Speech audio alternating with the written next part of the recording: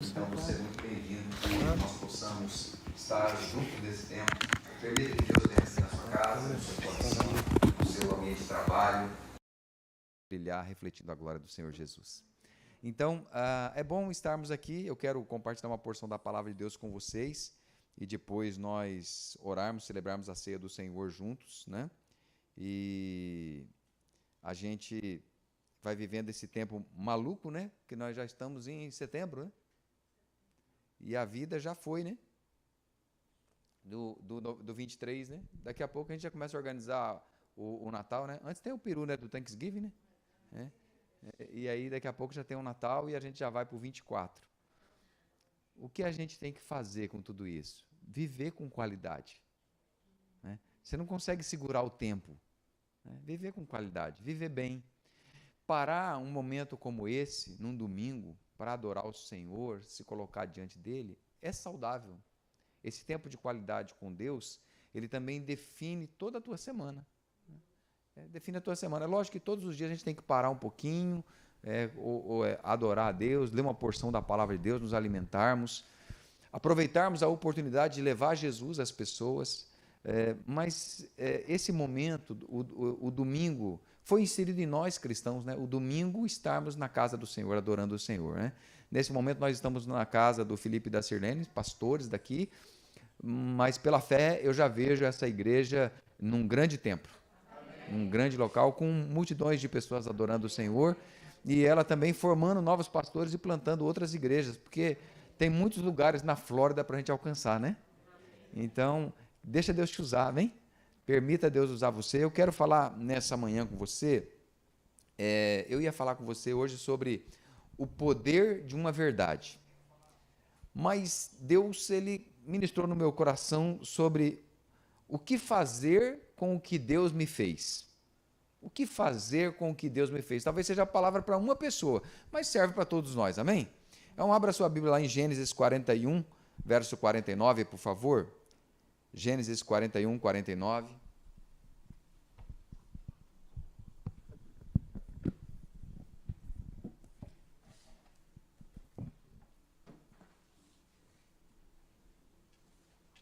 Assim que eu fico melhor. Gênesis 41, 49. Está aí, está aqui também, ó. Nós vamos ler até o verso 54. O texto diz assim, olha. Assim José ajuntou muitíssimo cereal como a areia do mar, até perder a conta.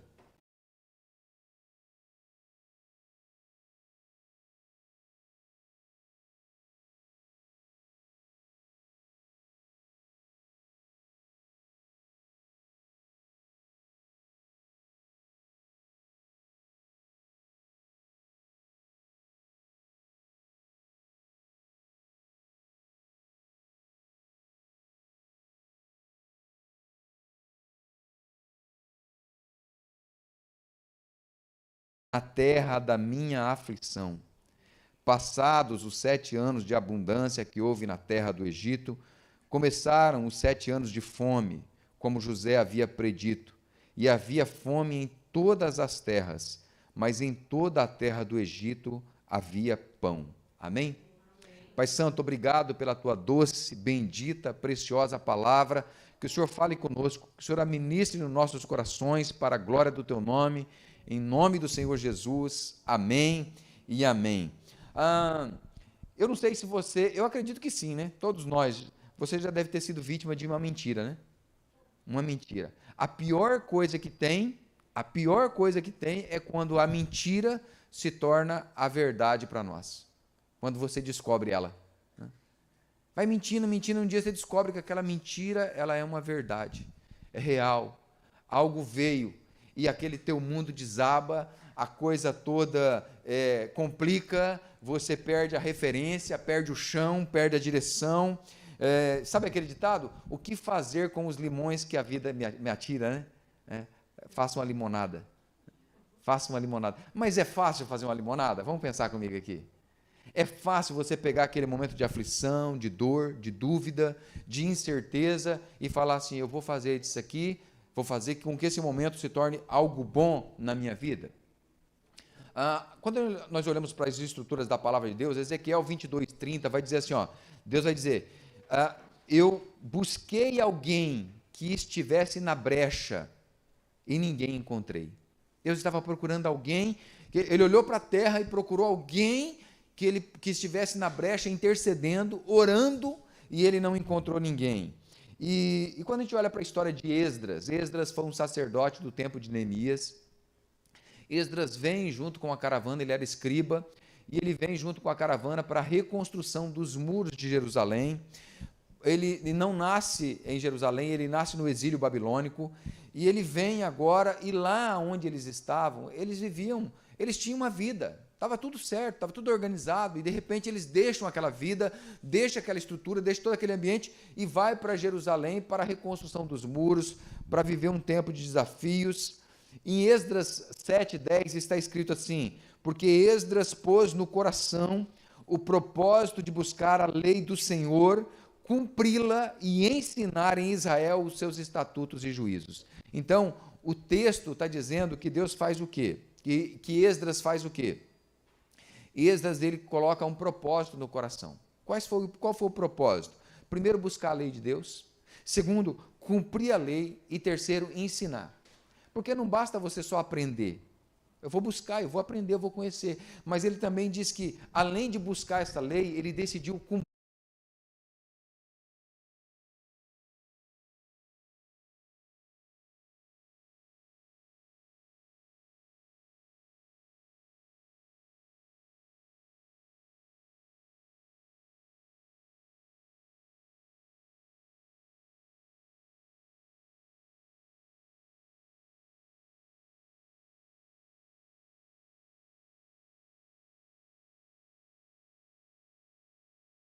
derrubou, fez um estrago na igreja dele, e eu conversando com ele a respeito, agora tem esse processo agora de levantar recursos novamente, porque no Brasil a gente não tem o hábito que tem aqui nos Estados Unidos de fazer seguro, né? Aqui você tem seguro para tudo, né? Mas lá a gente não tem esse hábito. Então, quando vem uma situação como essa, que a gente não espera, não é comum acontecer, você tem que novamente buscar. Eu falei, e aí, cara, como que está o coração? Ele falou, pastor, a primeira semana foi difícil. A primeira semana foi complicado. Falei, Deus, mas é a tua casa, a gente trabalhou tanto, as pessoas se esforçou tanto, porque dinheiro de todo mundo é suado, né, queridos? A gente trabalha, luta, batalha, lutou tanto, batalhou tanto, e quando está pronto, que a gente fala assim, agora a gente vai ter uma paz, a gente tem um lugar para adorar a Deus, a gente chega depois de um vento e não tem mais nada. Falou, foi difícil, pastor. Mas os dias passam, e o Espírito de Deus ministra no nosso coração que o mesmo Deus que fez pode fazer novamente. E a gente descansa em Deus, e a gente tem orado pela vida deles, né? Mas é uma história. Quantas histórias são assim? Às vezes não é uma igreja, às vezes é uma empresa. Às vezes não é uma igreja ou uma empresa, é um lar, uma família, né? Que acontece. Jeremias 1:4 diz assim, a palavra do Senhor veio a mim dizendo, antes de formá-lo no ventre materno, eu já o conhecia. E antes de você nascer, eu o consagrei e constituí profeta. Então, quando Deus fala para Ezequiel, ele fala assim, olha, eu procurei alguém e não encontrei. Quando Deus fala com Jeremias, Deus fala assim, olha Jeremias, antes de você nascer, eu já te chamei, eu já te separei para um propósito, para fazer você ser. Isaías 6:8 diz assim, depois disto ouvi a voz do Senhor que dizia, a quem enviarei e quem há de ir por nós? Isaías ergue a mão e fala assim, eu, eis-me aqui, ó, envia-me a mim, oferecido, né? Um oferecido. Então a gente vai olhar para essas histórias de um Ezequiel, que é um profeta extraordinário, que vai falar que Deus procurou alguém e não encontrou. A gente vai olhar para uma história de um profeta Jeremias, que começa a se lamentar, Deus, eu não passo de uma criança, eu não sei falar, e Deus vai falar assim, não, eu chamei você, eu capacitei você, eu escolhi você, vai ser você. E a gente vai olhar para um Isaías, que Deus vai falar assim, a quem que eu vou enviar? E ele vai dizer, eu estou aqui, Senhor, envia-me a mim. A gente chega nessa história,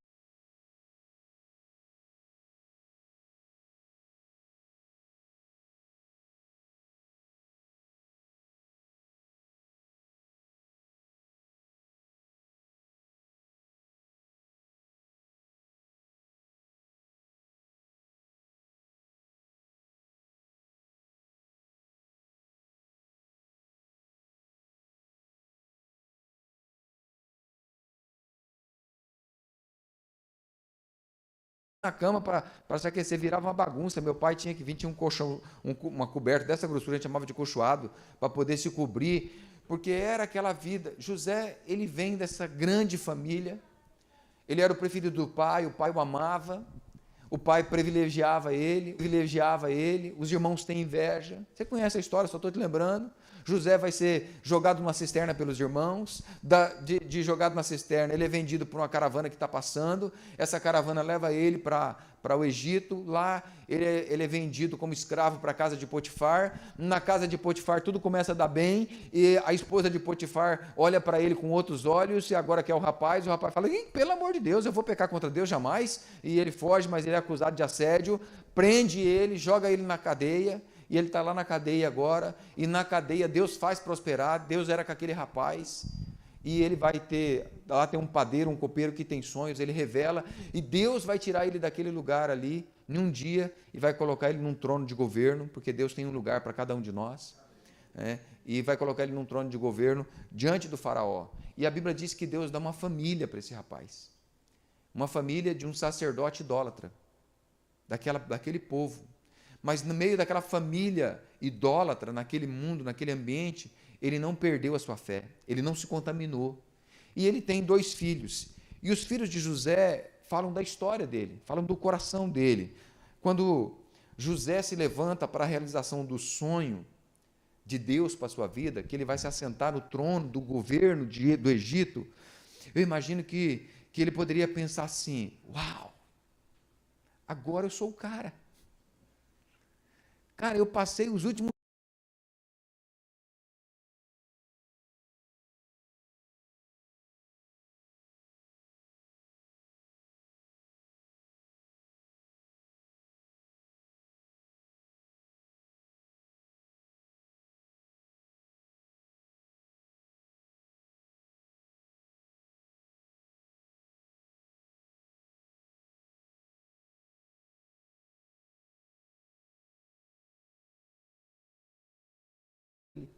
de uma forma extraordinária. Eu fico pensando nesse rapaz e a forma como ele se manteve em Deus, apesar de todos esses reveses da vida.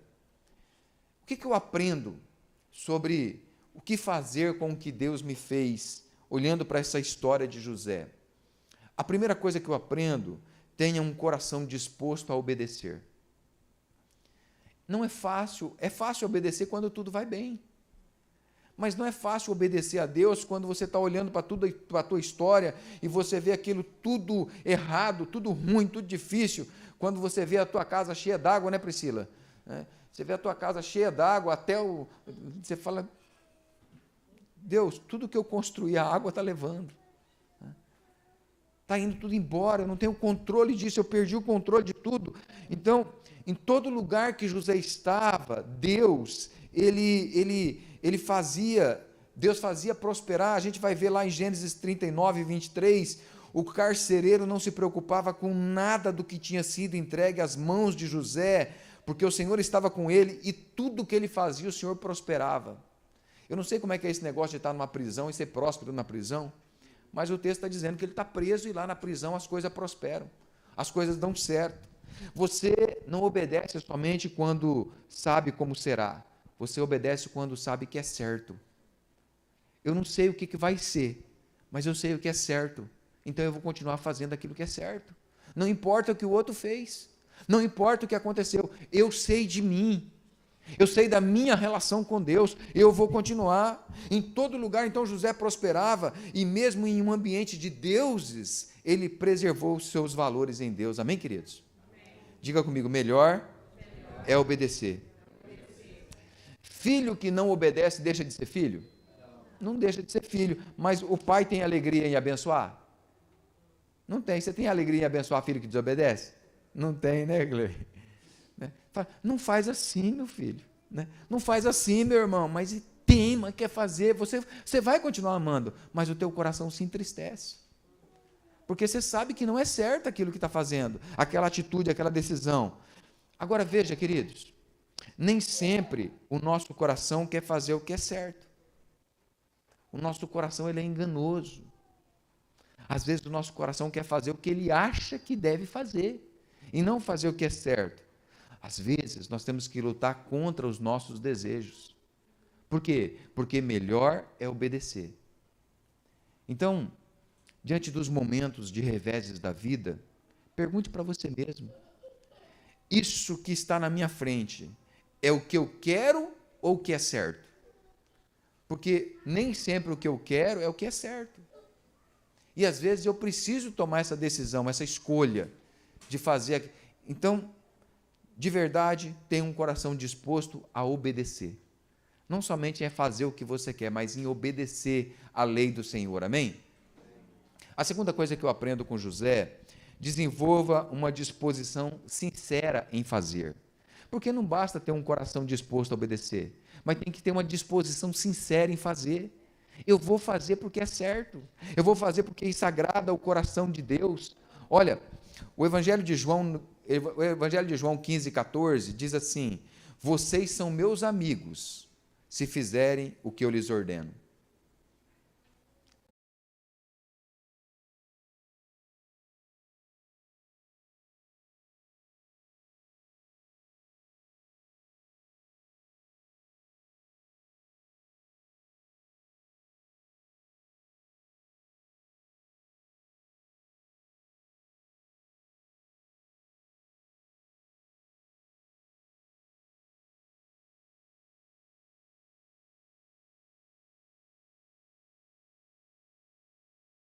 Quando nós nos dispomos, como Esdras se dispôs, o texto diz que a mão do Senhor era com Esdras, porque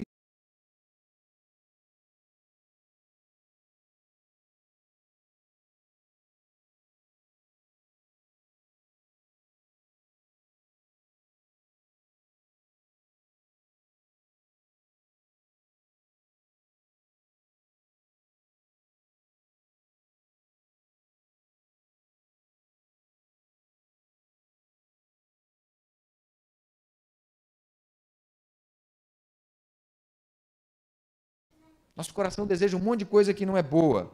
Olha, vamos pensar comigo aqui. O que é melhor? Ficar no celular ou orar? Celular, muito melhor. O que é melhor? Ler Bíblia ou assistir Netflix? Netflix. Não, a gente tem que ser sincero. Tem que ser sincero. É melhor assistir. O que é melhor, gente? Vir no domingo pela manhã para a igreja ou ir para a praia? Não, vamos ser sinceros. Nós temos que ser sinceros. É a nossa alma para a praia. Muito melhor para a praia. Não é? Muito melhor um Netflix, não é verdade? Muito melhor ficar teclando lá com os amigos na rede social. Muito melhor. Vamos falar a verdade que os adolescentes, os jovens, o que é melhor, estudar ou ficar com os amigos, na rodinha? Hã? Quem falou que matemática é bom, gente? Quem falou? Um dia eu estava com meu filho, lá no Brasil. Estava com meu filho, eu falei assim: meu filho, você sabe o que eu fiquei sabendo? Ele falou: o quê? Fiquei sabendo que lá nos Estados Unidos as crianças não usam mais caderno nas escolas, só usa tablet, computador. Ele falou: é, pai. Eu falei: mas desse jeito vai perder a escrita, pai. Eu falei para ele: meu filho, desse jeito vai perder a escrita. Daqui a pouco ninguém mais vai saber escrever. Ele falou: pai,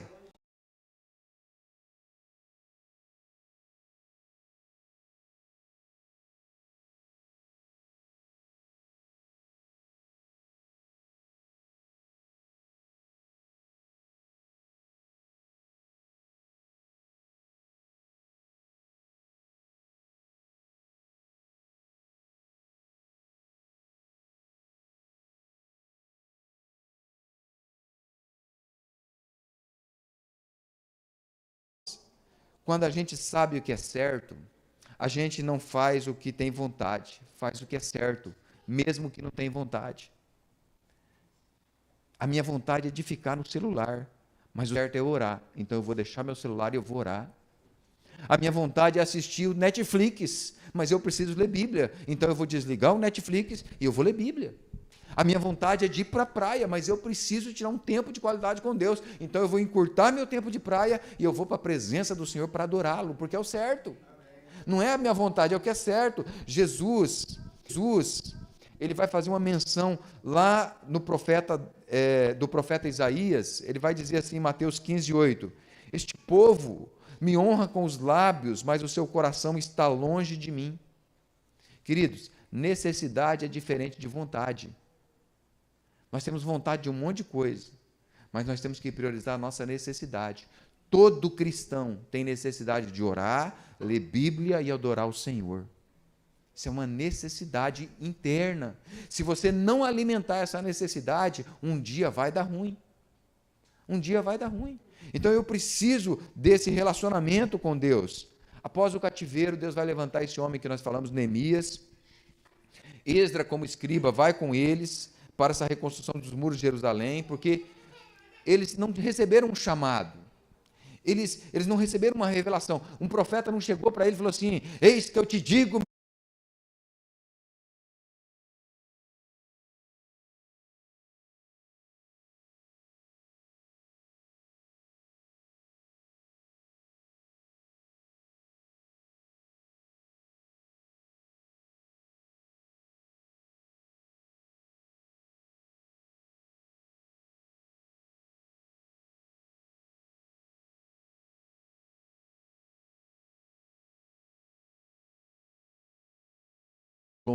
Onde ele morava, no primeiro dia do primeiro mês, e no primeiro dia do quinto mês chegou a Jerusalém, porque a mão do seu Deus estava sobre ele. Agora, olha o verso seguinte, o verso 9, que coisa mais linda.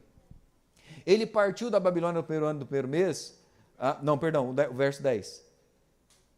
Porque Esdras pôs no coração o propósito de buscar a lei do Senhor, cumpri-la e ensinar a Israel os seus estatutos e os seus juízos.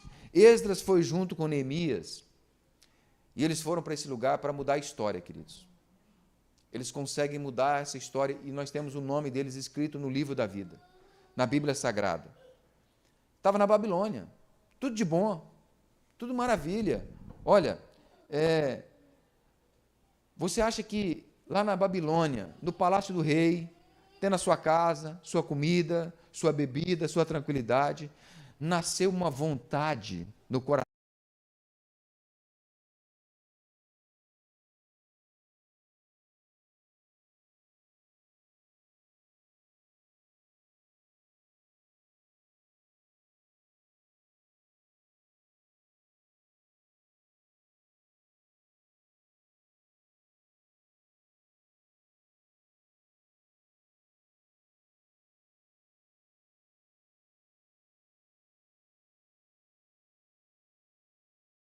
Que é certo. Veja bem, casamento. Casamento, gente, tem hora que dá vontade de a gente fazer as vontades da gente, não dá? Hã? Vai fazer a tua vontade no casamento o tempo todo para você ver. Tem hora que é complicado. A nossa fé, tem hora que nós não temos vontade de andar pela fé. Mas é necessário, não é, Tânia? Tem hora que é necessário andar pela fé. Vai fazer o quê? O dízimo. Ô, gente, nem sempre a gente entrega o dízimo pela vontade. Puxa Deus, mas tem o dízimo aqui, eu tenho que pagar essa conta aqui, tenho que pagar aquela outra lá, e tem isso aqui, como é que eu vou fazer, Deus? Você não entrega o dízimo, tem hora com vontade, não. Você entrega porque é certo. Porque você entende que está na palavra de Deus. Então, eu não vou fazer porque eu estou com vontade, eu vou fazer porque é certo. Eu vou permanecer nesse casamento, não é porque eu estou com vontade de sair, não, eu vou permanecer porque eu sei que é o certo, eu vou lutar pela minha casa, pela minha família. Às vezes não dá, às vezes realmente não dá, porque casamento é feito de dois, né? Quando um não quer, dois não vai. Como é que faz? Mas, dependendo de nós, a gente tem que ter essa decisão, essa disposição sincera e fazer. Eu vou fazer isso dar certo, porque eu sei que é a vontade de Deus. Amém? Terceira coisa que eu aprendo, olhando para José, né? Olhando para esses chamados, né? A gente vai falar aí de Ezequiel, que é o profeta, de Jeremias, de Isaías, de Esdras, Neemias, olhando, contextualizando, baseado na história de José, que viveu todos os reveses, e que não tinha um sonho, mas não tinha nada disso. E ele vai viver em Deus, esse momento de Deus, esse projeto de Deus para a sua vida. A terceira coisa que eu aprendo é: tome uma decisão pessoal de buscar a lei do Senhor. Uma decisão pessoal de buscar a lei do Senhor. Pastor, por quê? Por que eu tenho que fazer o que ninguém faz? Ninguém é assim mais, pastor. O tempo mudou. Você pega um adolescente, né? Um jovem, né? Pastor, esse negócio de igreja, isso é caretice, pastor. Esse negócio de ler Bíblia, esse negócio é caretice. Pastor, para que essas coisas? Não tem necessidade. Pastor, os tempos mudaram. Deus não mudou. Deus não mudou. Meu filho tem 24 anos, vai fazer 25 agora. Eu converso com ele, eu já pergunto. A primeira coisa que eu pergunto para ele é: como é que está a tua fé? Como é que está a tua leitura da Bíblia? Como que está a tua vida de oração? Como que você está com Deus? Porque a gente vai deixando essas coisas esfriando. E por que a gente vai deixando essa relação com Deus esfriando? Porque nós temos um sentimento de injustiça dentro de nós. Tem gente que não serve a Deus, tem gente que não anda com Deus.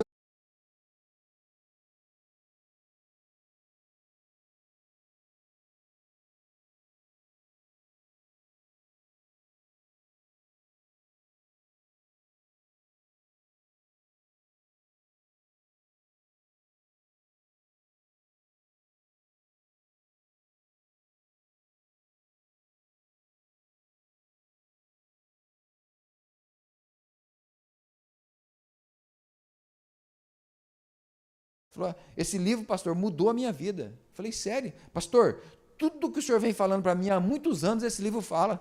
Esse livro mudou a minha vida. Falei: foi o livro. Foi o livro.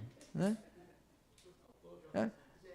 Então, o que esse livro fala? Né? A gente vai lá para esse livro, né? Esse youtuber, esse influencer, esse youtuber, olha o que ele falou, o que ele fez, mas o que Deus falou?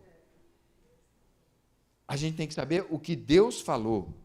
Porque, gente, de verdade, por favor, coloca amor nas minhas palavras, no que eu vou falar para você. Estão querendo transformar o inferno num lugar legal. Ele não tem nada de bom lá. Não existe nada de bom fora de Deus. Romanos 1:25, eles trocaram a verdade de Deus pela mentira, adorando e servindo a criatura em lugar do Criador, o qual é bendito para sempre. Amém. O inferno não é um lugar legal.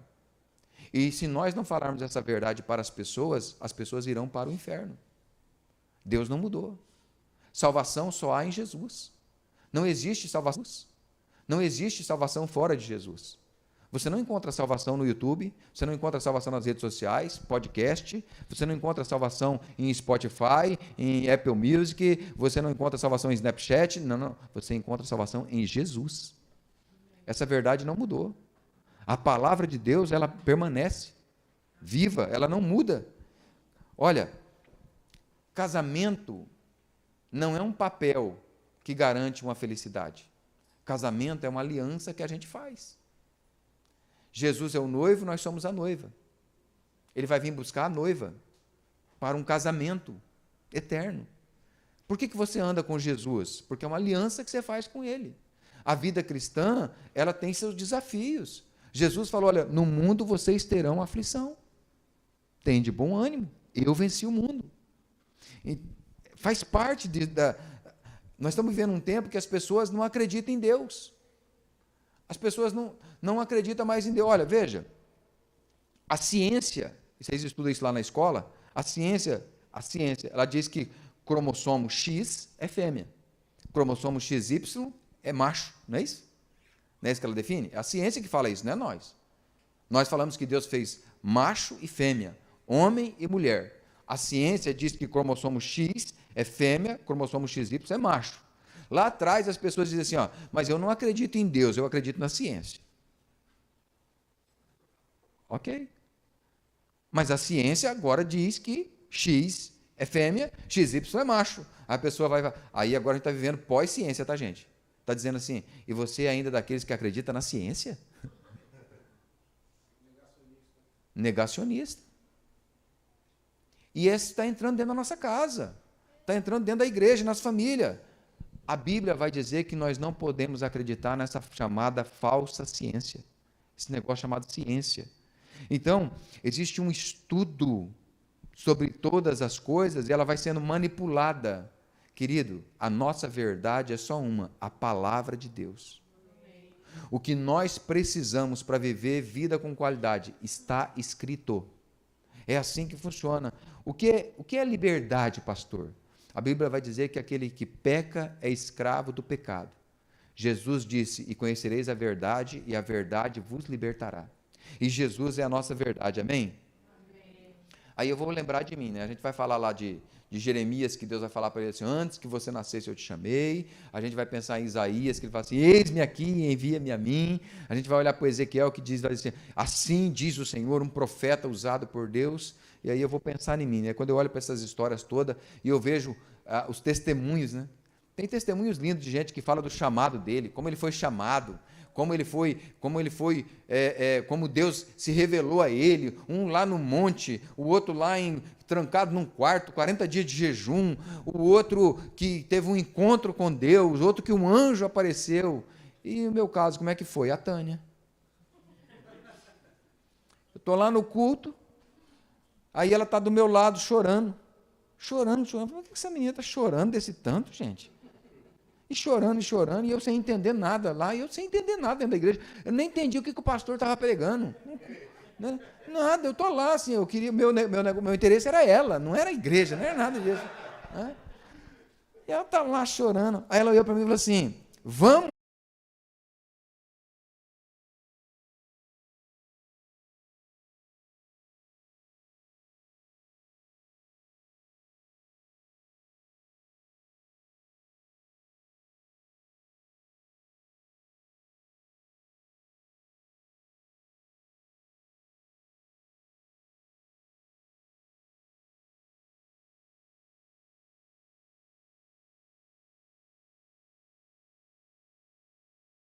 Uma convicção pessoal, isso é o certo. Eu vou fazer aquilo que é certo.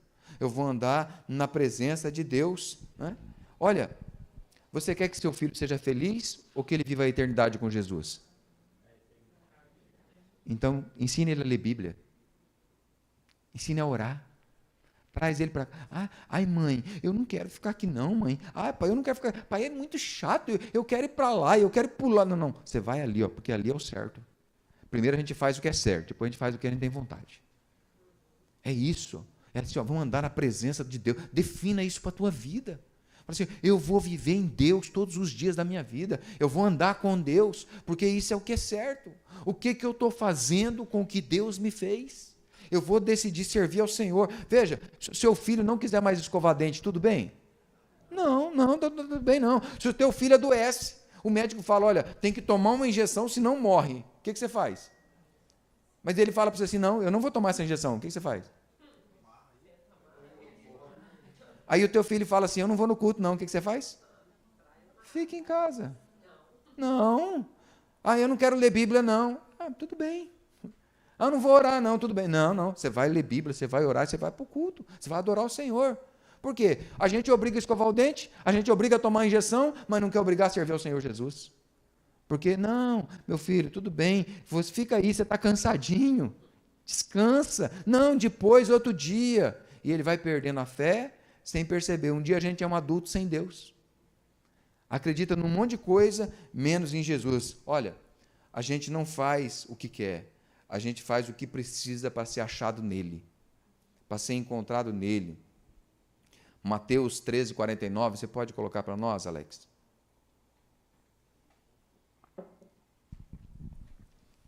Mateus 13, 49 diz assim, olha, queridos, assim será no fim dos tempos, os anjos sairão, separarão os maus dentre os justos, e os lançarão na fornalha acesa, ali haverá choro e ranger de dentes. Está escrito. Quem quer isso para a sua vida? Quem quer ir para um lugar como esse? Nós queremos os nossos filhos num lugar desse? Nós queremos a nossa geração num lugar desse? Não dá para querer isso para nossas vidas. Nós precisamos querer algo diferente. Nós precisamos querer esse Deus, essa relação com Deus. Sabe qual é o maior medo de um pastor? Da pessoa se tornar ouvinte e não praticante da palavra. Ouve, mas não pratica. Não coloca em prática. José está no Egito. Voltando para o José agora, para nós fecharmos. José está no Egito. Os últimos 13 anos haviam sido pancada, inveja, mentira, tribulação, engano, cisterna, escravidão, acusação, mentira, manipulação. Olha, tudo ruim. Agora levantado, está diante do faraó, né? Constrói a sua casa, se casa, tem 2 filhos lindos, se torna governador, mas Deus avisa: olha, vão ser somente 7 anos de fartura. Depois vai ficar ruim de novo. Deus vai e avisa ele para que José possa se preparar para os 7 anos que virão depois daqueles 7 anos. O que mudou? Quando olhamos para os 2 filhos de José, nós iremos compreender o que ele fez com o que Deus havia feito. O primeiro filho dele, ele diz: Manassés, Deus me fez esquecer todo o meu trabalho e toda a casa do meu pai. Deus olhou para José e falou assim: eu vou curar esse rapaz, eu vou curar as memórias dele, eu vou curar as memórias dela, eu vou curar as emoções. Porque, queridos, existem coisas na nossa vida que, se a graça não nos alcançar, se a graça não tocar e Deus não promover uma cura, nós não conseguimos seguir em frente. Nós não conseguimos viver o que Deus tem para nossas vidas.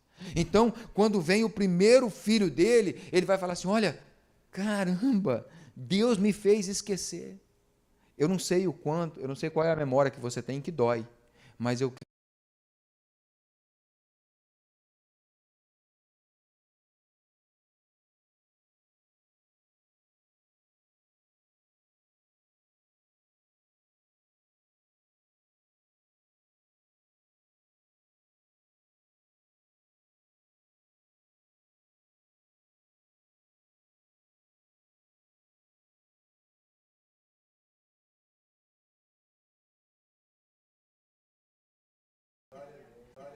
Pastor, mas eu vivi essa aflição, eu vivi essa luta, eu vivi essa dor, mas Deus quer te fazer próspero. José olha para aquela história, e eu imagino que se Deus tivesse pego ele lá 17 anos atrás, e falado para ele assim: olha, José, vou falar uma coisa para você, vai vir um tempo aí agora, que você vai passar por isso, por isso, por isso, por isso, por isso, até chegar lá, naquela cadeia. Ele falou: não, Deus, não quero, obrigado.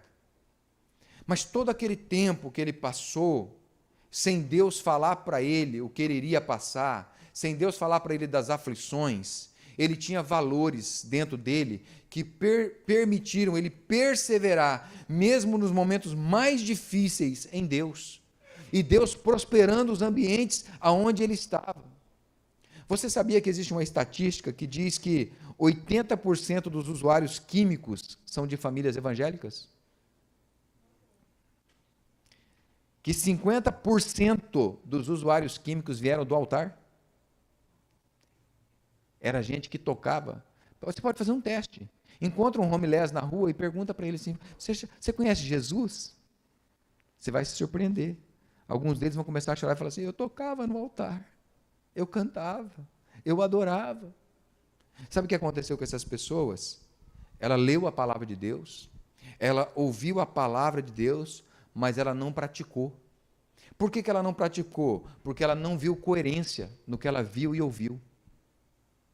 Por quê? Porque se as pessoas não veem em nós um modelo cristão que serve, elas não serão cristãs. Nós temos que oferecer isso para as pessoas, entregar isso. As pessoas não têm o hábito de ler Bíblia, elas vão ler nós. É através da nossa vida que as pessoas vão decidir servir ao Senhor Jesus. Amém, querido? Você recebe isso para a tua vida? Então, 1 Pedro 2,9 vai dizer assim: vocês, porém, são geração eleita, sacerdócio real, nação santa, povo de propriedade exclusiva de Deus, a fim de proclamar as virtudes daquele que os chamou das trevas para a sua maravilhosa luz. Colossenses 1,27 vai dizer: Cristo em vós, a esperança da glória.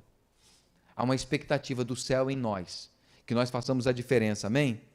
E nós só viveremos essa verdade se nós entendermos o porquê que nós existimos. Por que Deus permitiu passar por situação? Por que Deus me fez isso? Deus te fez isso para que hoje você pudesse estar assim. Deus te fez isso para que hoje pudesse acontecer isso. Quando a gente olha para o por que Deus me fez, o que eu vou fazer agora? Quando nós olhamos para isso, nós nos tornamos pessoas mais fortes. Eu e Tânia só estamos aqui hoje porque alguém descobriu o valor dessa verdade, do que Deus tem, do que Deus é e do que Deus pode fazer através de uma pessoa. E essa pessoa, esse alguém, lá atrás, ela olhou para nós e falou assim: eu vou acreditar neles. eu vou investir neles, eu vou amar eles, eu vou dar o meu tempo para eles. Nós tivemos um casal chamado Benhur e Cleide, que eram eles aqui, né? Benhur e Cleide Alvarenga, que eu bebia, eu fumava, eu não queria nem saber de nada, ele ia lá para casa, ele sentava, ele chegava lá, eu estava assistindo o jogo, fumando, bebendo minha cerveja. E ele chegava e sentava na porta da sala, não entrava, sentava na porta da sala, falava assim, eu vim aqui bater um papo com você, conversar com você, como é que você está? E eu interessado no jogo. E eu pensava assim dentro de mim assim,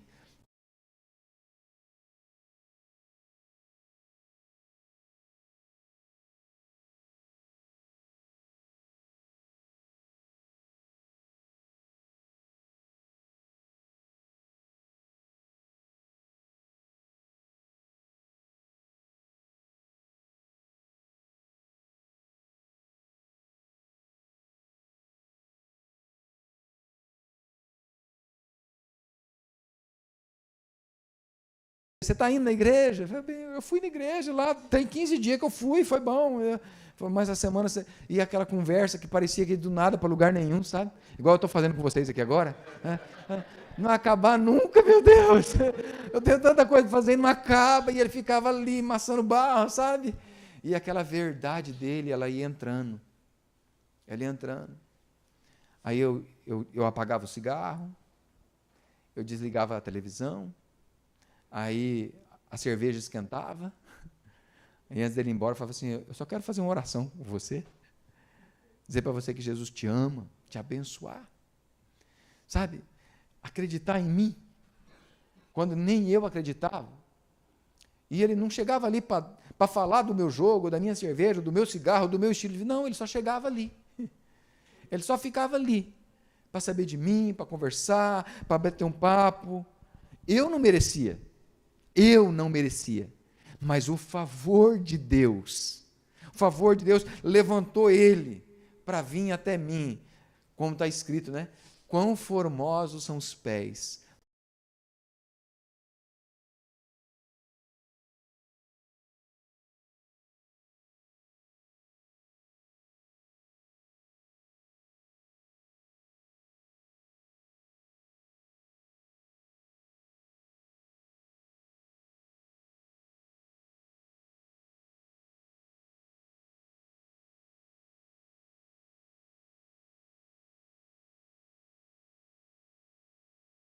Mas aonde você está, se Deus estiver com você, se houver o favor do Senhor, haverá pão, porque Deus fez. A Bíblia diz que havia fome em toda a terra, mas no Egito havia pão. Por quê? Porque José estava lá. Aonde você está, há a prosperidade de Deus. O que fazer com o que Deus me fez, pastor? Primeira coisa, Deus ele te faz esquecer do para trás. Segunda coisa, ele te faz próspero na terra da sua aflição. Amém? Você recebe para a tua vida? Vamos ficar de pé. Eu quero orar com você.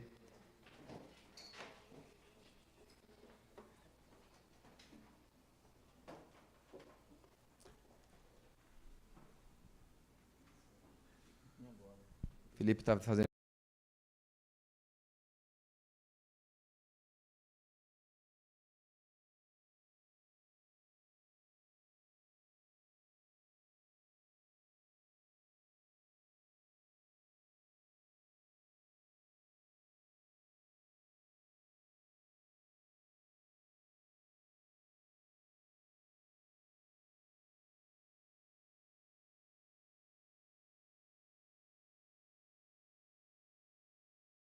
Dos momentos ruins, eu vi Deus pegando e transformando em bênção.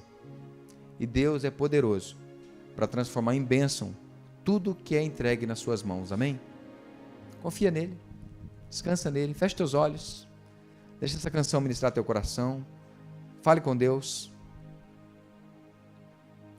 É o único que é digno de receber Espírito Santo, a honra e a glória, a força e o poder. Senhor Jesus. O único que é digno de receber a honra e a glória, a força e o poder, e ao eterno, imortal, invisível, mas real, a Ele ministramos o louvor. Coroamos a Ti, ó Rei Jesus.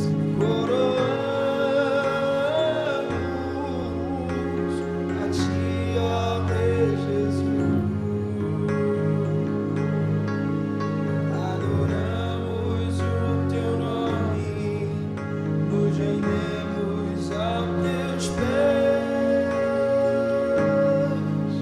consagramos todo nosso ser a Ti. Coroamos, coroamos a Ti, ó Rei Jesus.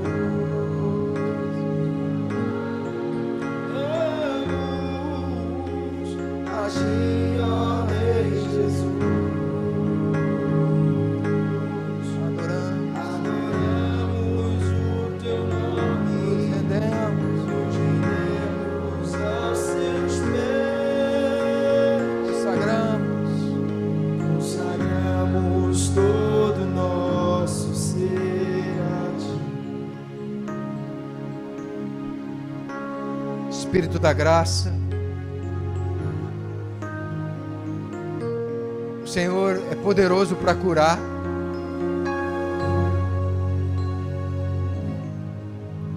O Senhor é poderoso para restituir, para restaurar. Vem em nosso favor nessa manhã. Vem com graça sobre as nossas vidas. Vem com graça sobre cada lar aqui. Oh Deus, que assim como o Senhor fez com José, que o Senhor nos faça esquecer das lutas, das tribulações, das mentiras, das dores, dos enganos. Que o Senhor arranque de dentro em nós toda dor, tudo aquilo que não é Teu, que tem nos roubado, que tem nos parado, que tem nos impedido. Que o Senhor remova. Que o Senhor venha com o Teu bálsamo que traz cura. Envolve-nos, Espírito Santo.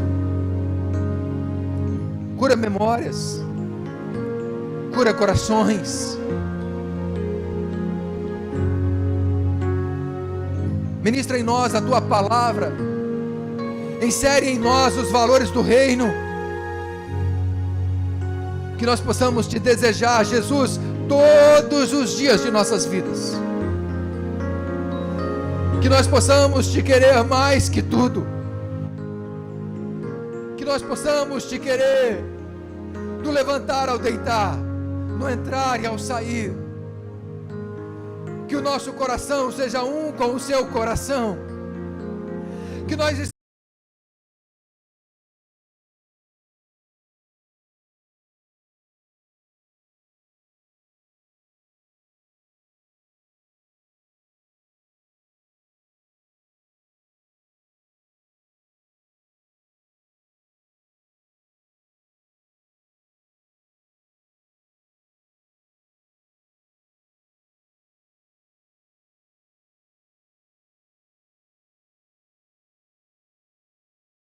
não temos o controle sobre eles.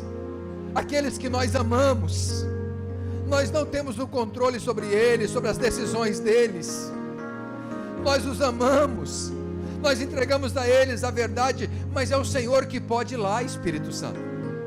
É o Senhor que pode ir no coração deles e ministrar a verdade, atraí-los em laço de amor, resgatá-los, trazê-los de volta. O Senhor é poderoso para ressuscitar mortos. O Senhor é poderoso para restaurar lares. O Senhor é poderoso para fazer de novo tudo novo. Oh meu Pai, nessa manhã nós assumimos o governo sobre a nossa alma e nós declaramos que as nossas vontades, os nossos pensamentos são levados cativos ao trono da graça diante do Senhor, e nós nos submetemos à tua vontade, à tua verdade, porque nós queremos ser cheios do teu Santo Espírito, nós queremos viver mais de ti. Cuida de nós, Pai, cuida da nossa casa.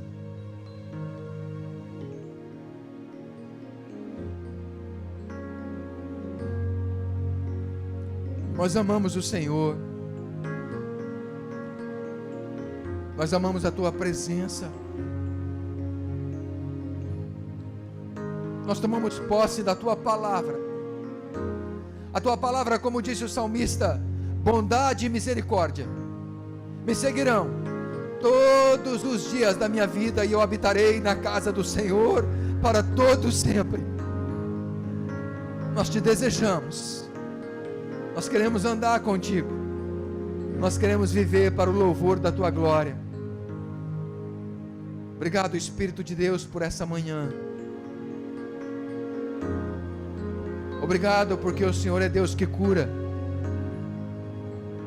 Que sobre as nossas vidas o Senhor seja Manassés, nos faça esquecer de toda a aflição, de toda a dor. O Senhor seja Efraim, o Senhor nos faça próspero em meio às aflições, para a glória do teu nome, em nome de Jesus. Enquanto você continua adorando, nós iremos celebrar a ceia do Senhor. Pastor, quem celebra a ceia do Senhor? Todos que são batizados nas águas por imersão, estão em comunhão com a sua igreja.